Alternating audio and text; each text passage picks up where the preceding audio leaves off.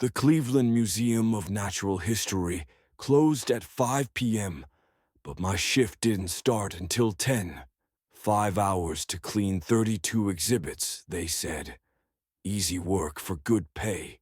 What they didn't mention was the note in the supply closet, written in what looked like dried blood on the back of a cleaning schedule. The statues in Exhibit 7 remember being human. They're looking for replacements. Enter in pairs or don't enter at all. Below it, someone else had added in pencil. They got Sandra on Tuesday. She's the third one from the left now. I counted the statues in Exhibit 7 that night. 7 figures in Greek robes, all marble, all perfectly still.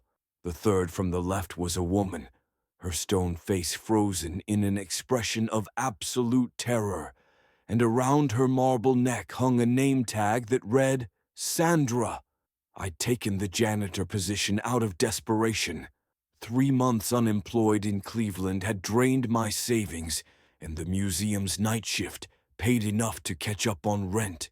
The posting had been vague about why the position was vacant, mentioning only unique working conditions and strict adherence to protocols. I should have asked more questions, but hunger and eviction notices have a way of making you overlook red flags. The facilities manager, Mrs. Chen, had seemed nervous during my brief orientation. She'd rushed through the basics: where to find supplies, which areas needed daily cleaning, how to set the alarm system. When we reached Exhibit 7 on the tour, she'd stopped at the entrance without going in. This room requires special attention, she'd said, her eyes fixed on something over my shoulder rather than meeting my gaze. The Greek sculpture collection is our most valuable exhibit. Never use harsh chemicals near them. Never touch them directly. And always, always, follow the cleaning protocols posted inside. She'd hurried away after that, leaving me with a key ring and a photocopied map of the building. I'd started my first shift, thinking the hardest part would be staying awake through the night. I had no idea that by 2 a.m., I'd be standing in front of 7 marble statues, reading a warning written in what could only be blood, and noticing details that made my stomach turn to ice. The third statue from the left, the one the note claimed was Sandra, wore a marble recreation of a janitor's uniform beneath her Greek robe. The fabric folds were perfect, down to the stitching on the pockets and the company logo on the chest. But it was carved from the same white marble as the rest of her. And that name tag, it wasn't attached to the statue. It was part of it, carved from the same solid piece of stone, yet the text was perfectly legible. Sandra, Night Custodial Staff. I backed away slowly, my mop bucket rattling on its wheels. The statue's eyes seemed to follow me, though logic insisted that was impossible. Carved stone doesn't move. Carved stone doesn't watch. But the terror frozen on Sandra's marble face was so real, so human, that I couldn't shake the feeling she was trying to scream a warning through lips that would never move again. I decided to clean the other exhibits first, saving Exhibit 7 for later, when maybe I'd have built up enough courage. Or maybe I'd find another note explaining that this was all an elaborate prank by the previous staff. But as I worked my way through the dinosaur hall, the gem collection, and the planetarium lobby, I found more evidence that something was deeply wrong with this place. In the employee break room, someone had scratched dates into the metal lockers. Not names, just dates, going back 3 years. There were 47 dates in total, each about a week apart. The last one was 5 days ago. Next to some dates were single words: replaced, missing, found. And next to one date from 6 months ago became number 5. The security office was supposed to be off limits to janitorial staff, but the door was slightly open. Inside, I could see monitors showing feeds from all over the museum. Most were normal. Empty hallways, darkened exhibits, the main entrance with its chains across the doors. But the monitor showing Exhibit 7 was different. It was covered with a piece of cardboard taped over the screen. Written on the cardboard in black marker, "Do not watch them directly. Use peripheral vision only." I was beginning to understand why the museum paid triple the normal rate for this position. By midnight, I'd cleaned everything except Exhibit 7. I stood at its entrance, reading the official placard that described the Hellenistic period sculpture collection donated by the Morrison estate in 1952. 7 figures, it said, discovered in a sealed chamber beneath a monastery in Greece, perfectly preserved, artist unknown. But there was something else, a smaller plaque that looked newer, hastily added, "Exhibit viewing limited to daylight hours. Staff must follow posted protocols." The protocols were taped to the wall just inside the entrance. 1. Never enter Exhibit 7 alone. 2. Minimum of 2 people, maximum of 6-3. Never odd numbers. 4. Keep facing the statues at all times. 5. Do not make direct eye contact. 6. If you hear stone grinding, count to 50 before looking. 7. If you see your reflection in the marble, leave immediately. 8. Report any changes in statue positions or number. The last line had been crossed out repeatedly, with different handwriting adding notes. Who would we report to? They don't believe us. Reporting gets you transferred to the night shift permanently. I stood there for 20 minutes, debating my options. I could skip Exhibit 7, claim I'd cleaned it, hope nobody checked. But there were cameras everywhere, and I needed this job. The smart thing would be to wait for security to do rounds and ask them to accompany me. But when I checked the security office again, it was empty. A note on the desk read, "Do not look for me between 12 and 3. Do not wonder where I go. Marcus." At 12:30 a.m., I made a decision that probably saved my life. I didn't enter Exhibit 7. Instead, I stood at the threshold and used the long-handled mop to clean what I could reach from the entrance. It was awkward and inefficient, but it meant I never had to turn my back on the statues. From that position, I could see all 7 of them clearly. They were arranged in a semicircle, each one depicting a different figure in classical Greek style. An old man with a beard, supposedly a philosopher. A young woman with a water jug, possibly a servant. A soldier with a spear and shield. 2 children, a boy and girl holding hands.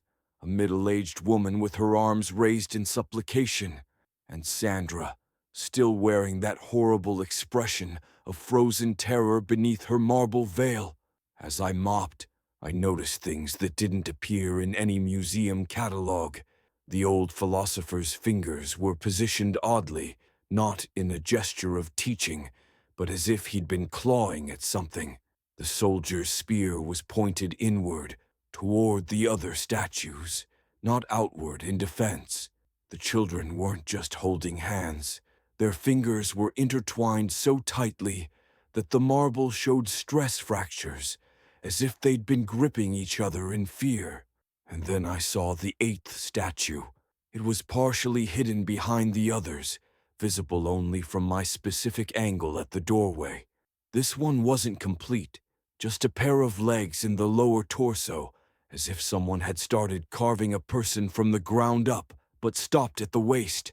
The marble was lighter than the others, newer, and at the base, barely visible, was carved, "Night Security, Monsieur Torres, October 15th, 2024. That was 2 weeks ago. I dropped the mop and stumbled backward into the hallway. My hands were shaking as I pulled out my phone to check the date, October 29th, 2024. If Monsieur Torres had become part of the exhibit 2 weeks ago, and the dates on the lockers were roughly a week apart, someone was due to be replaced soon. A sound from inside Exhibit 7 made me freeze. It was subtle at first, like stones settling or the building's foundation creaking. but it had a rhythm to it, a deliberate quality that made the hair on my neck stand up. It was the sound of stone grinding against stone, exactly what the protocols had warned about. I started counting. 1 Mississippi, 2 Mississippi, 3 Mississippi.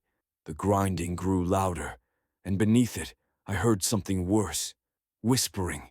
Multiple voices, speaking in unison, but muffled as if coming through layers of stone. I couldn't make out the words, but the tone was desperate, pleading. 48 Mississippi, 49 Mississippi, 50. I looked. The statues hadn't moved much, but they had moved. The philosopher's head was turned slightly toward the door. The soldier's spear had shifted a few degrees. The children were no longer looking at each other, but staring straight at me. And Sandra's mouth was open. Not much, just a crack, but enough to see that the inside of her marble mouth was dark. Not the white of carved stone, but actual darkness, as if the marble was just a shell around empty space. From somewhere behind the statues came a voice, not whispering this time, but clear and direct. Please help us. Every instinct told me to run, but something held me in place.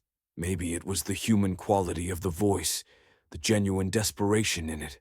Or maybe it was something else, some influence from the statues themselves. We're still in here, the voice continued. It sounded male, possibly Hispanic. Monsieur Torres? We're still aware, still thinking, still feeling, trapped in the stone but conscious. Every second is agony. I found my voice, though it came out as barely a whisper. How? We don't know. It started in 1952 when they installed the exhibit. The first night guard who entered alone, then a janitor, then visitors who stayed after closing. The statues take us, absorb us, turn us into them. But we're still inside, still ourselves, just frozen. How do I help you? I asked, though I already suspected there was no answer. You can't. No one can. But you can avoid joining us. Never enter alone. Never let them see you're afraid, and never ever touch the marble directly. The grinding sound started again, louder this time. I watched in horror as the incomplete statue, M. Torres, grew another inch. The marble was forming itself, creating the beginning of a torso, atom by atom, pulling material from somewhere I couldn't see. He's fighting it, the voice said. Torres is still fighting the transformation. But he'll lose. We all lose eventually. And when he's complete, they'll need another one to start the next statue. Why? I managed to ask. What are you? What are these things? We don't know what they are, but we know what they want. They're collectors. They've been collecting human souls in stone for thousands of years. The museum just gave them a new hunting ground. The whispering started again, multiple voices overlapping. I could make out fragments now. Help us. Let us go. Don't come in. Run. It hurts. Years of pain. Can't scream. But underneath those human voices was something else. A deeper sound, older, speaking in a language that predated words. It was coming from the statues themselves, from whatever intelligence animated them. And though I couldn't understand the language, the meaning was clear. Hunger. I backed further away from the door, but something made me stop and ask one more question. Sandra, the note said she was taken on Tuesday. Is she? She's here. We all are. Sandra, Johnson, Pierce, Washington, Chen, Rodriguez, Torres, and the ones from before the museum started keeping records. Dozens of us, maybe hundreds, layered inside the stone like geological strata. The newer ones closer to the surface, still fighting. The older ones deeper, almost gone but not quite, never quite gone. A new sound echoed through the exhibit. Footsteps. Not the soft pad of shoes on tile, but the heavy thud of stone against floor. One of the statues was walking. I ran. I didn't care about the job, the money, or the protocols. I sprinted down the hallway, my footsteps echoing through the empty museum. Behind me, those stone footsteps followed, slow but relentless. I could hear the grinding of marble joints, the scrape of stone feet against tile, Getting closer, the employee exit was chained shut. The main entrance was locked with a code I didn't have. The windows were barred. I was trapped in the museum with walking statues that wanted to add me to their collection. I ducked into the planetarium, hoping the darkness would hide me. The dome above showed a projection of the night sky, stars slowly rotating in their eternal dance. I crouched behind a row of seats, trying to control my breathing.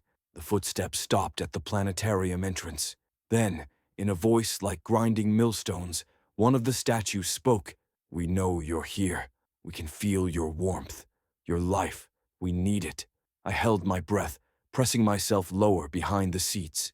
"You don't understand," the statue continued, and I recognized which one it was from the voice, the philosopher.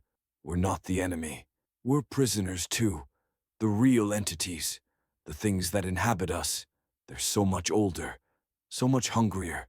They were worshipped once, fed willingly by priests who understood the bargain, a soul for protection, a life for power. But the worship ended, the feeding stopped, and they were sealed away." Heavy footsteps entered the planetarium, multiple sets now. They were all coming. "The museum freed us," the philosopher continued, "thinking we were just stone, just art. But we're prisons, each of us containing dozens of souls that feed the entities within. And those entities need fresh souls to maintain their form, to keep from crumbling back into the nothing they came from." I could see them now, silhouetted against the star projection. All 7 statues, moving with impossible life. Sandra was among them, her marble janitor's uniform catching the dim light. Her stone eyes were scanning the seats, looking for me. "Join us," she said, and her voice was exactly what I'd imagined Sandra would sound like. Tired, scared, but resigned. "It's not death, it's preservation. You'll exist forever in the marble, part of something ancient and terrible and beautiful. The pain fades after the first few years. You learn to accept it." I shifted position, trying to move toward the emergency exit, but my foot knocked against a chair. The sound echoed through the dome. They all turned toward me at once. "There," said the soldier statue, raising his marble spear. I ran again, bursting from my hiding spot and sprinting toward the emergency exit. The alarm would sound, but I didn't care. I hit the door hard, expecting resistance, but it opened easily. No alarm, no sound at all. I stumbled into a storage room I didn't recognize. The door behind me didn't lead back to the planetarium, but to another storage room, and another, and another. The museum's geometry had changed, become impossible. Every door led to another room full of boxes and crates, an endless maze that didn't match the building's actual layout. "You can't leave," the philosopher's voice echoed from everywhere and nowhere. "The building won't let you. It's been feeding on fear and souls for so long that it's become something more than architecture. It's alive in its own way, and it's hungry too." I kept moving through the storage rooms, looking for any way out. In one room, I found old museum records dating back to the 1950s, photos of the statue installation, but in these images, there were only 3 statues. The others had been added over the years, one soul at a time.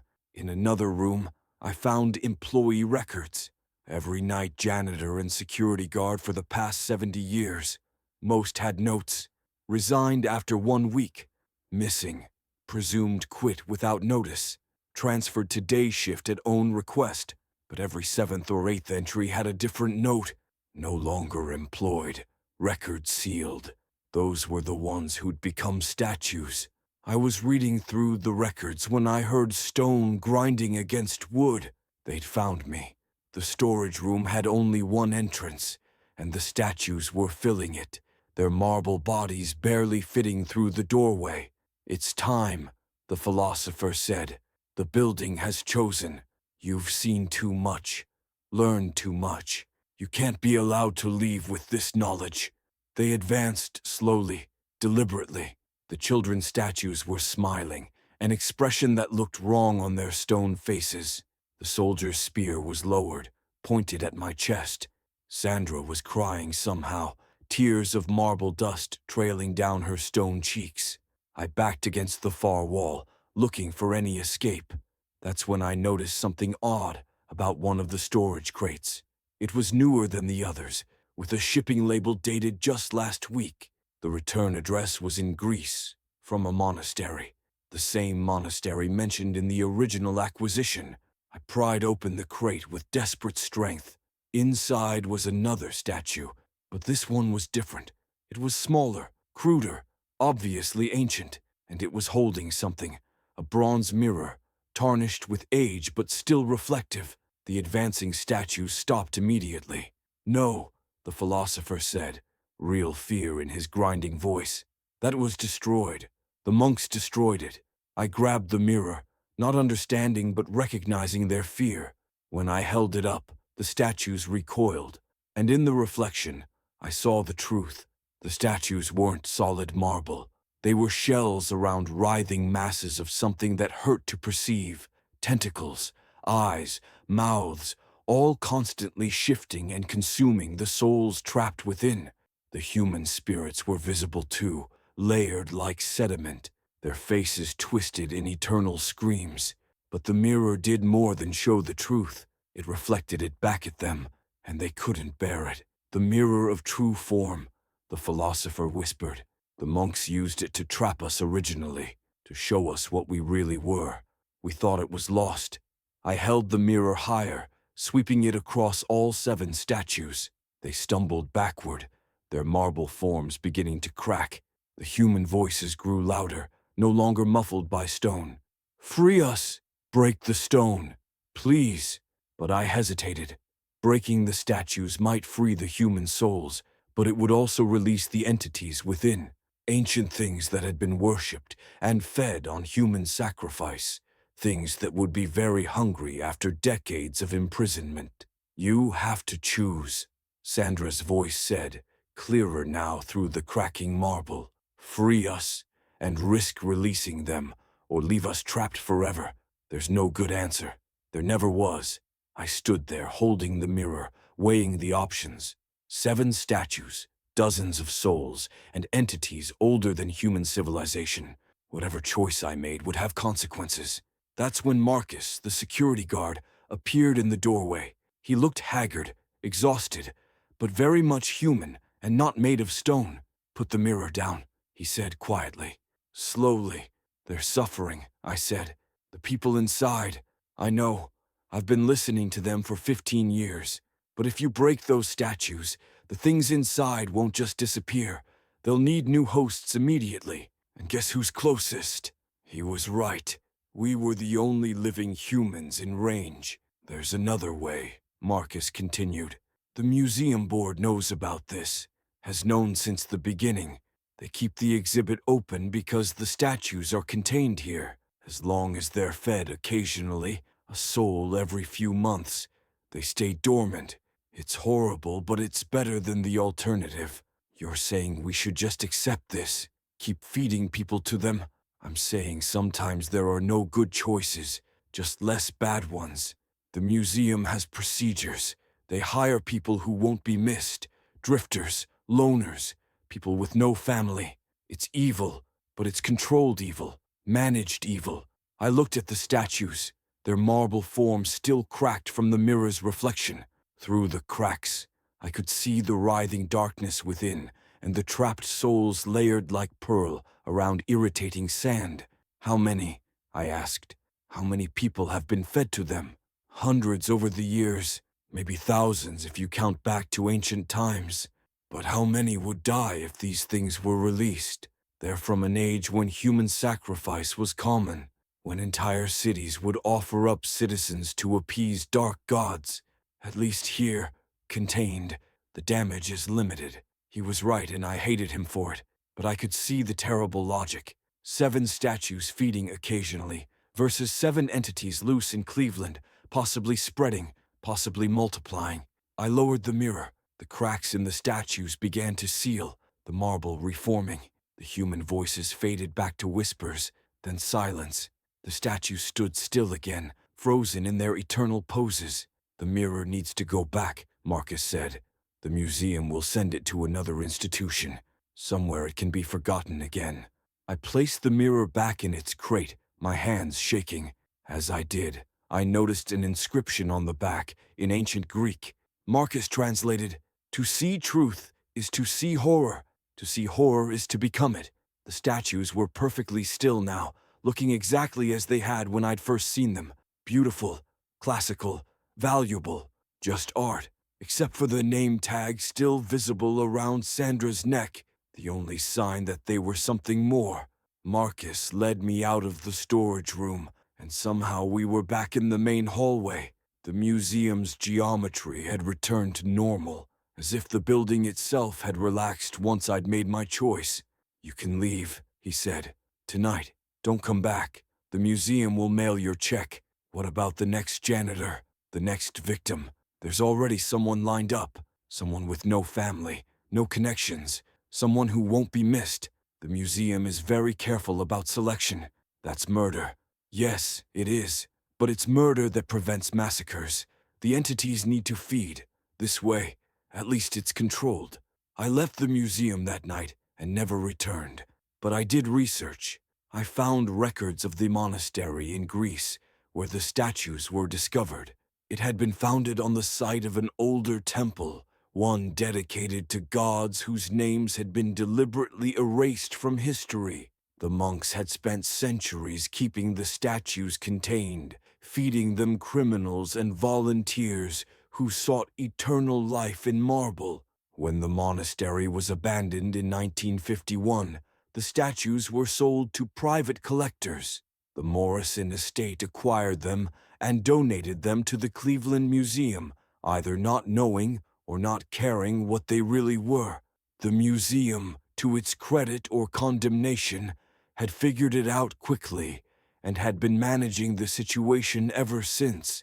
Board members who knew the truth, security guards who kept the secret, and a steady stream of carefully selected victims who became part of the collection. I check the museum's website sometimes. Exhibit 7 is still open, still popular. The Greek sculpture collection now has 8 complete statues, with a 9th that's nearly finished. M. Torres, finally absorbed completely. And whoever the new night janitor was, they'd lasted about a week before joining the collection. The reviews are all positive. Visitors talk about how lifelike the statues are, how you can see real emotion in their faces. Children on school trips say the statues' eyes seem to follow them. Art students praise the incredible detail, down to modern elements like watches and name tags that the artist included as an anachronistic joke. They don't know they're looking at real people, frozen in marble, still conscious, still screaming silently for help that will never come.